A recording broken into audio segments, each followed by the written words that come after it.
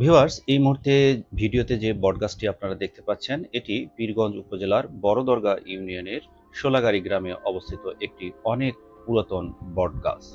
এই বটগাছ নিয়ে রয়েছে অনেক ধরনের কল্পকাহিনী। সেই কাহিনী আমি আপনাদের সামনে তুলে ধরার চেষ্টা করতেছি। কথিত আছে একসময় যে বটগাছটি আপনি দেখতে পাচ্ছেন যে জায়গায়, এখানে একটি মসজিদ নির্মাণের সিদ্ধান্ত নেয় এলাকাবাসী। পরে পীরগঞ্জ থেকে এক ব্যক্তি এখানে আসেন বটগাছটি ক্রয়ের জন্য। তিনি এলাকাবাসীকে জানান, আমি এই বটগাছটি ক্রয় করব, তবে বিনিময়ে আমি এই জায়গায় একটি দোতলা মসজিদ নির্মাণ করে দেব এবং আরও অতিরিক্ত 50,000 টাকা আপনাদেরকে দিয়ে দেব। 50,000 টাকা নগদ বুঝিয়ে দিয়ে তিনি সেদিনের মতো চলে যান। এরপর ১ সপ্তাহ ২ সপ্তাহ হয়ে যায়, কিন্তু সেই ভদ্রলোকের আর কোনো খোঁজ পাওয়া যায় না। পরবর্তীতে শোলাগাড়ী গ্রামের কিছু লোক ওই লোকটির সন্ধানে পার্শ্ববর্তী পীরগঞ্জ উপজেলায় চলে যান। পরে গিয়ে জানা যায় যে ওই লোকটি আর বেঁচে নেই। লোকটির পরিজনের লোকজন জানান যে শোলাগাড়ী গ্রাম থেকে ফিরে আসার পর উনি অসুস্থ হয়ে পড়েন এবং তিনি মারা যান। শোলাগাড়ী গ্রামের লোকজন 50,000 টাকা ফেরত দিতে চাইলে লোকটির পরিবার সেই টাকা আর গ্রহণ করেননি। এরকম আরেকটি ঘটনা রয়েছে।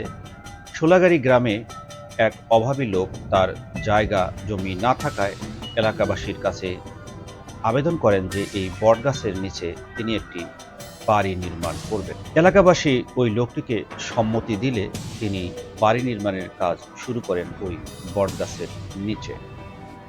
তো একসময় মাটি খনন করতে করতে বটগাছের একটি শিকড়ে তার কোদালের আঘাত পড়ে এবং সেই সময় শিকড় থেকে রক্তের মতো কিছু বের হয়ে আসতে থাকে।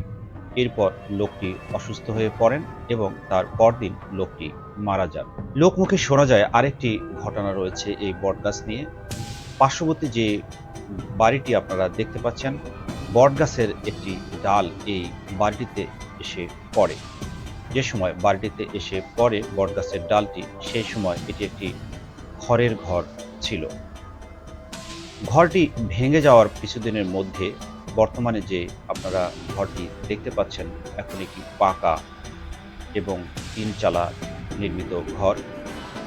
এলাকাবাসীর কাছ থেকে জানা যায় যে এই বটগাছটি ডাল যখন এই বাড়িতে পড়ে ভেঙে যায়, তারপর থেকেই এই লোকটির উন্নতি হওয়া শুরু হয়। প্রিয় ভিউয়ার্স, এই ছিল এই বটগাছ নিয়ে কল্পকাহিনী। গল্পটি কেমন লাগলো?